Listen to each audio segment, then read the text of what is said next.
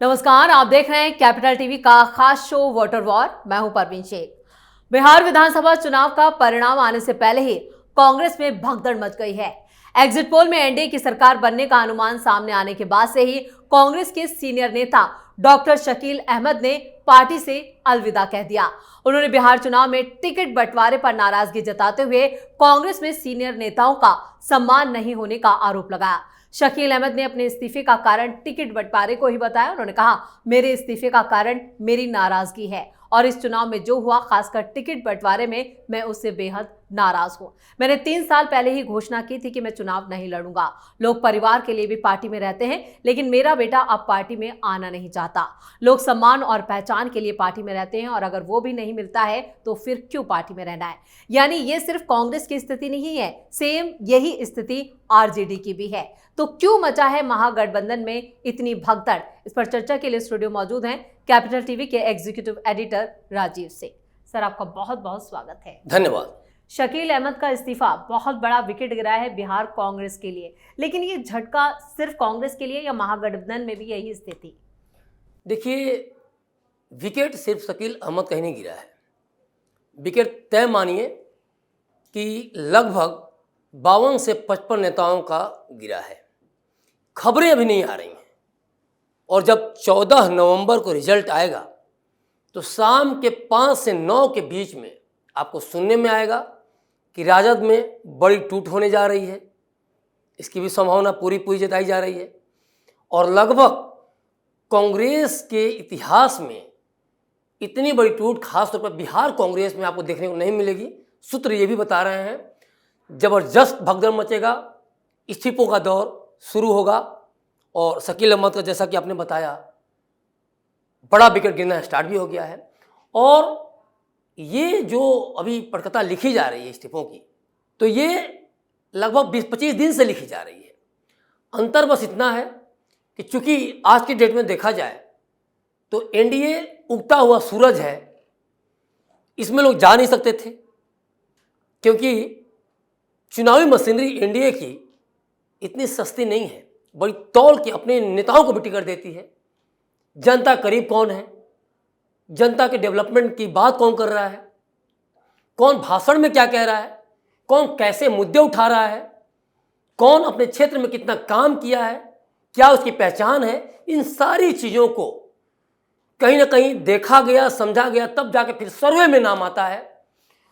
वो 3-4-5 सर्वे जो होते हैं उसमें से एक नेता को उठाकर विधायकी का टिकट दिया गया। मेरी जानकारी में कई ऐसे नेता हैं जिनका टिकट बहुत अच्छा प्रोफाइल था, लेकिन जनता के बीच में छवि नहीं थी, तो उनका टिकट काट दिया गया। लेकिन सबसे जरूरी बात क्या है, क्योंकि हम महागठबंधन के इस्तीफों की बात कर रहे हैं, ये समझना कि आखिर ये इस्तीफे क्यों शुरू हो गए। कोई चांस नहीं था, कहीं जा नहीं सकते थे, तो अपने ही पार्टी में रह के शायद लोग इंतजार करते रह गए कि जिस तरह से तेजस्वी यादव और राहुल गांधी अपने जीत के दावे कर रहे हैं, उसमें शायद महागठबंधन में रहते हुए उनका दिन फिर जाए, उनके भाग्य संवर जाए। लेकिन पहले चरण से ही इन नेताओं की एक तरफ देखा जाए तो भगदड़ स्टार्ट हो गई थी, पार्टी में टूट स्टार्ट हो गई थी। बल्कि पहले चरण से पहले भी काफ़ी नेताओं का हमने सुना, देखा भी। उसको बागी कह के लोगों ने पार्टी से निकाल दिया, राजद के लोगों ने। कैसे टिकट नहीं मिले के चलते कोई कुर्ता फाड़ रहा है, तो कोई ये कह रहा है कि अल्लाह वरू जो कांग्रेस प्रभारी हैं 5 करोड़ रुपये ले रहे हैं। कोई कांग्रेस के प्रदेश अध्यक्ष राजेश राम पर आरोप लगा रहा है कि करोड़ों रुपये लेके टिकट बांट रहे हैं। तो ये सारी चीज़ें शुरू से देखी गई और ये कहीं ना कहीं भगदड़ के तौर पर इसको ली जानी चाहिए। और ये तय मानिए कि अब जो स्टार्ट होने जा रहा है, क्योंकि इनको कहीं ना कहीं एक आशा थी कि शायद कुछ अच्छा दिख जाए, लेकिन जैसे ही प्रथम चरण का चुनाव 9 बजे से रुझान दिखने लगे, मोटा मोटी 13% हो गया, 14% हो गया और बहुत तेजी से शाम ढलते ढलते वो 65% तक पहुंच गया। तो इनको समझ में आ गया कि ये राजद वाले जो गुंडाई कर रहे हैं, हरे पट्टे लेकर प्रभावित करने के लिए बूथ पे पहुंचे हैं, जिसको लेके लगातार कंप्लेन भी किया। अलीनगर की मैं बात कर रहा हूँ। उसके बाद गोपालगंज में दलित को पीट दिया गया इसलिए कि भाई बीजेपी को टिकट, बीजेपी को तुम वोट क्यों दे रहे हो, और राजद के नेताओं ने पीटा। तो ये सारी चीज़ें निकल के आने लगी थी कि अब बड़ी हार की तरफ हम लोग कहीं बढ़ रहे हैं। दूसरी बात एक चीज़ और है जी राजीव सर, एक सवाल ये भी है कि अभी चुनाव के नतीजों का इंतजार क्यों नहीं, क्योंकि नतीजे तो 14 नवंबर को आएंगे, लेकिन सिर्फ एग्जिट पोल का इतना ज़्यादा दबाव है महागठबंधन के नेताओं पर कि वो अभी से बिखरता हुआ दिख रहा है। देखिए, एग्जिट पोल वालों ने तो हद कर दी ना। मतलब आज हमने 17 एग्जिट पोल का सर्वेक्षण किया और देखा कि 17 के 17, मतलब एक दो भी अगर होते और महागठबंधन के फेवर में कुछ बोल दिए होते तो शायद इनको दिलासा होता, तेजस्वी यादव शायद घर में केक काट रहे होते, लेकिन पानी पीने लायक भी नहीं छोड़ा। मतलब 17 के 17 एग्जिट पोल ने यह दिखाया कि एनडीए बहुमत से, सोचिए कोई 200 सीट दिखा रहा है, उससे भी ऊपर 184-85 तक, तो बहुमत से तो इनको कहीं का छोड़ा नहीं। और यही कारण है कि घबराहट अब बढ़ी है। तो रिजल्ट का इंतजार कैसे करते, क्योंकि देखिए जब फेवर मामला आता है तो राहुल गांधी को सब कुछ अच्छा दिखता है, नहीं चुनाव आयोग बहुत अच्छा है, निष्पक्ष चुनाव करता है, पारदर्शी चुनाव करता है। लेकिन इंटरेस्टिंग बात यह है कि जो आपने कहा कि 17 के 17 एग्जिट पोल जो हैं वो एनडीए की सरकार बना रहे हैं बिहार में।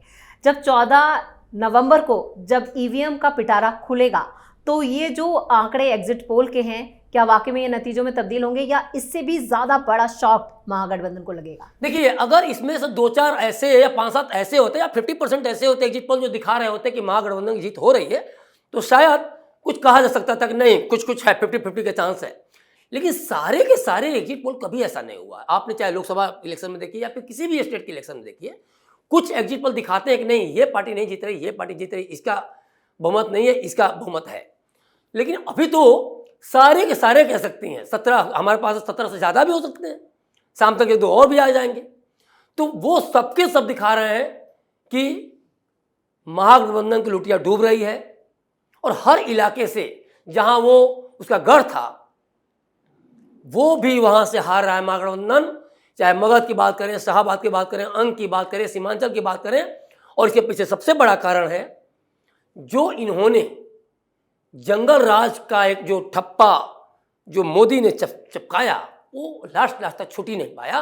और उसके पास जो कोरे वादे, बहुत सारे कारण वैसे तो हैं, लेकिन बड़े वादे यह है कि तेजस्वी विश्वास नहीं दिला पाए।